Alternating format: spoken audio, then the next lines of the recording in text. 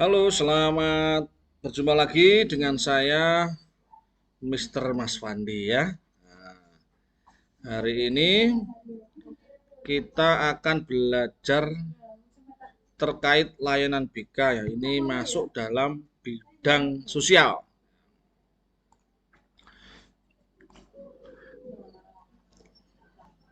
Bentar ya, saya operasikan dulu.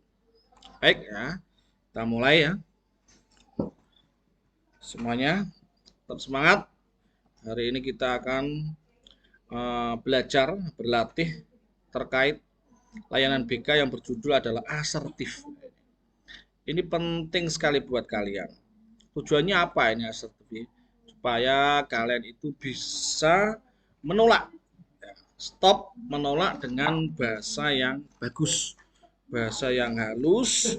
Kalian tidak ikut arus negatif, jadi tidak terpengaruh oleh perkembangan zaman yang negatif. Kalau perkembangan zaman yang positif, silakan kalian hisap sebanyak mungkin. Tapi kalau sudah negatif, arahnya ke perilaku negatif, mempengaruhi pemikiran kalian, sikap kalian, masa depan kalian, yaitu perlu adanya sikap asertif. Ya. Next, arti ini ya. Apa sih asertif itu ya?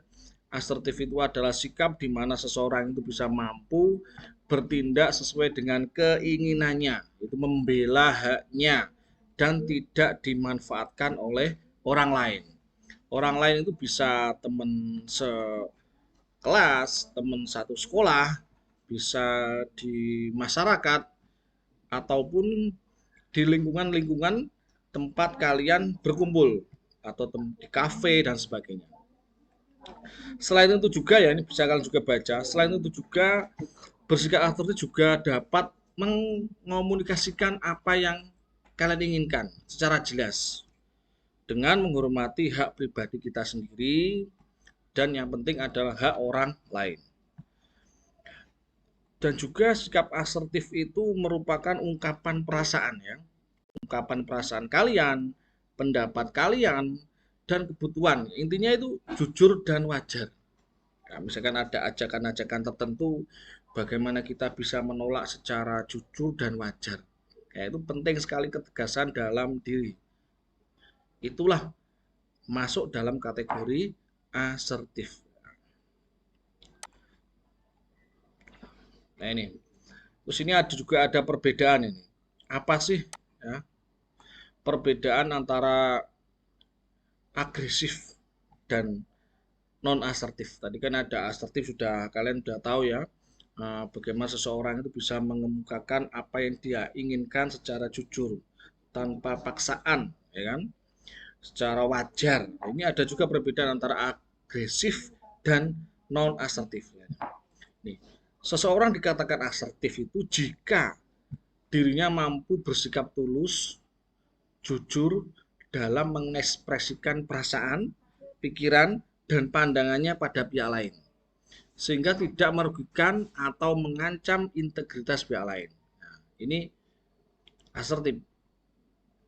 Sedangkan dalam agresif itu ekspresi yang dikemukakan itu justru terkesan melecehkan, menghina, menyakiti, merendahkan, dan bahkan menguasai pihak lain, sehingga tidak ada rasa saling menghargai dalam interaksi maupun komunikasinya tersebut. Contoh, ini contoh di dalam dunia persekolahan ya.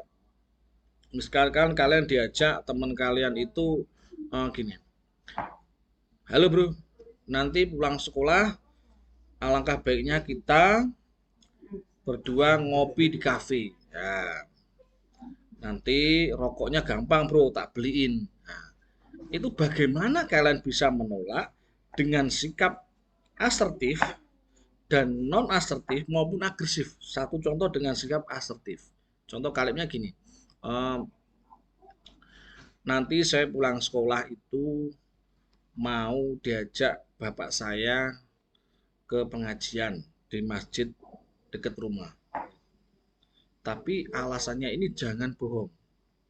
Kalau misalkan kalian tidak mau, bilang tidak mau, dan juga jangan merasa bersalah, karena hubungan pertemanan, persahabatan tidak akan pecah, tidak akan buyar karena kalian menolak diajak ngopi di kafe sambil rokokan. Itu perlu diingat. Nah, salahnya banyak remaja itu yang karena sungkan, ya, karena kesungkanannya atau rasa tidak enaknya dengan teman itu, akhirnya dia menerima dan itu akan mempengaruhi hubungan jangka panjang gitu.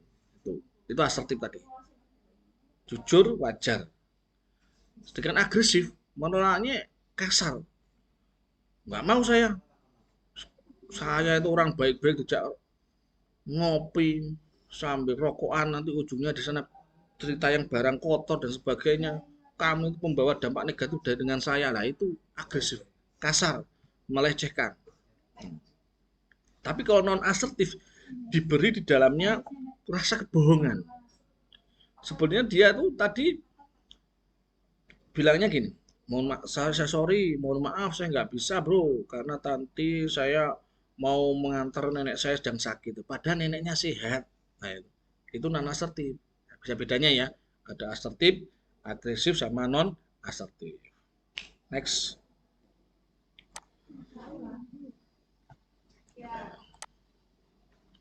Ini mengapa orang itu enggan atau tidak mau bersikap asertif. Nah, banyak orang tidak berani bersikap asertif karena takut. Takut kenapa? Takut tidak akan disukai atau menyakiti orang lain. Nah itu ada tadi yang jelaskan. Ada rasa perasaan sungkan, rasa tidak enak. Kita tidak sadar bahwa walau kita mungkin menghindari sesuatu ya atau situasi yang tidak nyaman dengan bertindak tidak asertif.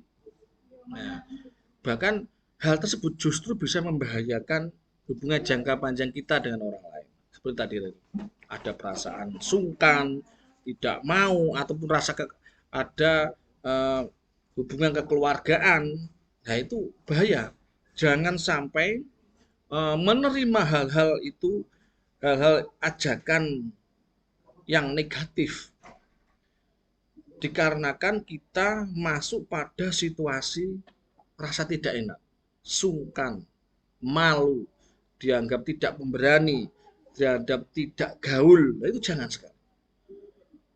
Turuti hati nurani kalian yang mengarah kepada hal-hal positif.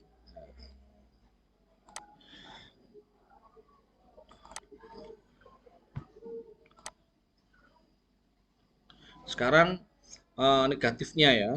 Nah, ini penelitian yang dilakukan oleh Family and Consumer Science in di Ohio ya, Amerika Serikat, menunjukkan fakta yang mengerikan bahwa kebanyakan remaja memulai merokok karena dipengaruhi oleh temannya, terutama sahabat yang sudah lebih dulu merokok. Itu di kalangan remaja banyak seperti itu. Ya. Terpengaruh, bukan dipengaruhi ya, terpengaruh oleh temannya sendiri. Remaja yang bergaul erat dengan temannya yang sebayanya atau peer ya, seumuran mereka yang merokok atau terbiasa dengan lingkungan yang merokok akan lebih mudah untuk ikut-ikutan merokok. Nah, ini faktor lingkungan. Terutama bila remaja tadi rentan terhadap tekanan sebaya. Ada tekanan-tekanan kayak geng gitu ya. Jadi satu geng harus ada tatonya, lambangnya. Itu kamu harus bisa bersikap asertif dan tegas. Kalau nggak bisa ya sudah. Kalian akan ikut arus negatif. Hal sama juga terjadi pada penggunaan alkohol, nafsa, ya kan? Bahkan berhubungan seks di luar nikah dengan pacarnya. Itu kebanyakan karena ya ikut-ikutan apa yang dia lihat, dia tidak bisa memberhentikan diri secara asertif pada orang lain.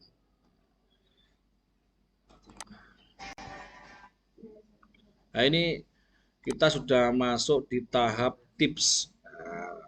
Tips bersikap asertif, tips untuk mampu mengatakan tidak ya, terhadap permintaan yang tidak diinginkan. Nah, ini mengarahnya ke hal-hal negatif ataupun hal-hal yang memang kamu nggak disukai. Nah, itu. Bisa contoh misalkan kamu diajak sahabat kamu ya, setiap hari Minggu ada ajakan, tiba-tiba kamu di telepon, bro ayo kita renang. Padahal suruh pilih kamu sama sahabatmu, bro kita enaknya Minggu renang atau tenis. Nah, kamu sebagai sahabatnya harusnya sudah harus bersih asertif gitu. Tiba-tiba kamu bilang terserah. Nah itu kata-kata terserah itu masuk dalam non asertif ya. Kalau bisa asertif ya kamu harus bilang, oh saya nggak suka renang, saya nggak suka tenis, saya sukanya adalah main futsal. Ya bilang aja. Kalau nggak kamu akan ikut arus dan tiap minggu kamu akan misalkan temenmu mengajak renang, akhirnya tiap minggu kamu diajak renang. Dan temenmu mikirnya kamu itu suka renang, padahal kamu sama sekali tidak suka renang. Nah itu konsep apabila ini bukan hal negatif atau sekedar hobi. Nah,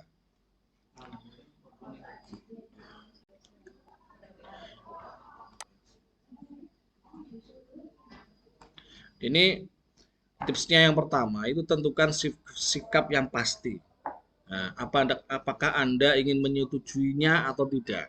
Jika Anda belum yakin dengan pilihan Anda, maka Anda bisa meminta kesempatan berpikir sampai memberikan kepastian. Jika Anda sudah merasa yakin dan pasti akan pilihan Anda sendiri, maka akan lebih mudah menyatakan dan Anda juga merasa lebih percaya diri kayak tadi ya.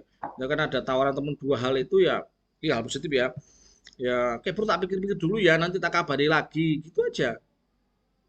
Jadi nomor satu, implementasinya. Nomor dua, jika belum jelas dengan apa yang diminta pada Anda, bertanyalah untuk mendapatkan kejelasan atau klarifikasi. Nah, berhubung tadi pilihannya cuma dua kan sudah jelas. Nah, kalau pilihan-pilihan sulit dijelaskan renangnya di mana. Misalkan kamu suka renang, tapi kamu suka renangnya di tempat kolam renang yang A, bukan yang B ya. Bilang kejelasan yang mengajak kamu tadi yang jelas seperti itu. Ya.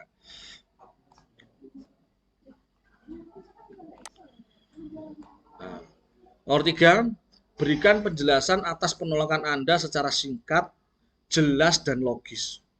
Penjelasan yang panjang lebar hanya akan mengundang argumentasi pihak lain.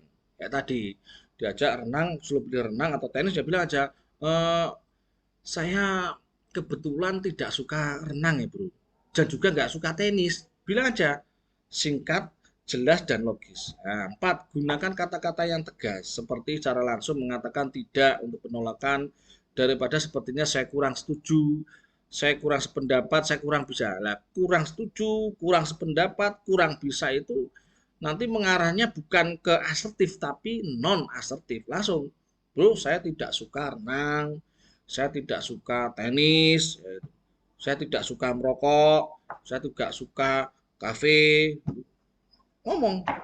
Nah, kemudian nomor 5, ya, pastikan pula bahwa sikap tubuh Anda ya, juga mengekspresikan atau mencerminkan bahasa yang sama dengan pikiran dan verbalisasi atau ucapan Anda. Seringkali orang tanpa sadar menolak permintaan orang lain, namun dengan sikap yang bertolak belakang, seperti tertawa dan tersenyum. Contoh tadi, karo guyang-guyu gitu, aduh bro, sorry gak suka renang. Pikiran kamu nanti bercanda, nggak tegas. Karena asertif ini butuh namanya ketegasan. Nah, orang gunakan kata-kata saya tidak akan atau saya sudah memutuskan untuk daripada saya sulit. Karena kata-kata saya sudah memutuskan untuk lebih menunjukkan sikap tegas atas sikap Anda ya tadi. Udah misalkan kamu tadi udah mikir, bu tak pikir-pikir dulu ya 5 menit ya. Pikir, berarti kamu hitung lagi, gimana bu, renang apa tenis? Saya sudah memutuskan untuk tidak ikut renang karena saya suka futsal misalkan. Karena saya suka badminton lah itu boleh. Nah, paham semuanya ya? Good.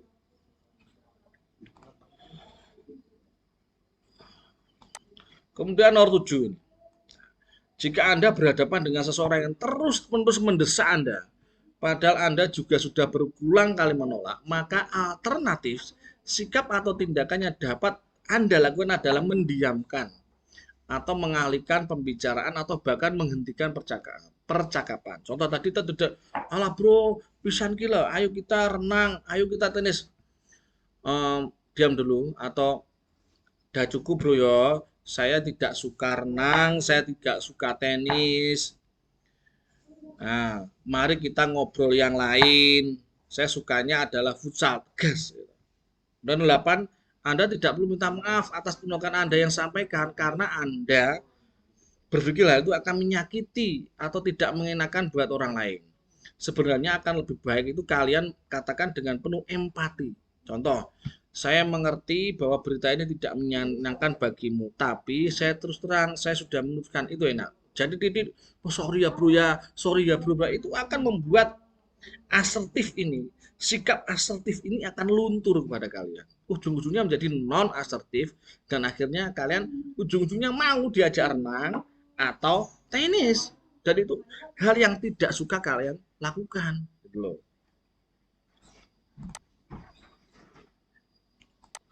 Kemudian nomor 9, nah ini, janganlah mudah merasa bersalah. Ini faktor yang umum dia, yang banyak sekali dialami remaja yang gagalnya melaksanakan metode asertif dalam kehidupan. Ya, janganlah mudah merasa bersalah. Anda tidak bertanggung jawab atas kehidupan orang lain atau kebahagiaan orang lain. Nggak mungkin persahabatan kalian putus gara-gara kalian menolak ajakan renang, kan nggak mungkin. Temanmu juga pasti juga menyadari secara tidak langsung, pasti itu. 10. Anda ya kalian bisa bernegosiasi dengan pihak lain agar kedua belah pihak mendapatkan jalan tengahnya tanpa harus mengorbankan perasaan, keinginan dan kepentingan masing-masing. Contoh, kalian diajak renang tadi, renang atau tenis, bilang aja, oh ikut dulu tahun ini bro, tahun ini kita ya sewenang ya renang mendino nek ngabari aku gitu. Jadi kalian alihkan gitu. Nah, jadi kalian tidak masuk ke dalam kondisi yang tidak kamu sukai. Nah itu ya.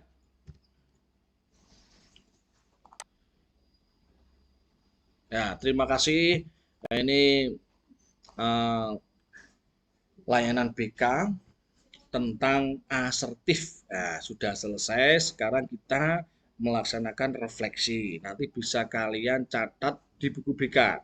Jadi kalian untuk minggu depannya nanti Pak Fandi saya akan memeriksa hasil refleksi yang ada di Google Form yang sudah saya kirim di grup WA kelas kalian. Nah, kemudian ada flashback, ada beberapa kalian sudah membaca meliterasi, ada beberapa hal atau tugas yang perlu kalian lakukan. Yang pertama, kira-kira dalam suatu kondisi kalian selama sekolah di sekolah ini ya, kalian pernah nggak mengalami hal-hal yang mengarah ke asertif, ajakan-ajakan yang kalian itu melakukan asertif. Kamu sudah menolak dengan baik, tapi nggak tahu kalau kamu itu sudah melakukan asertif. Kegiatan apa? Ditulis satu.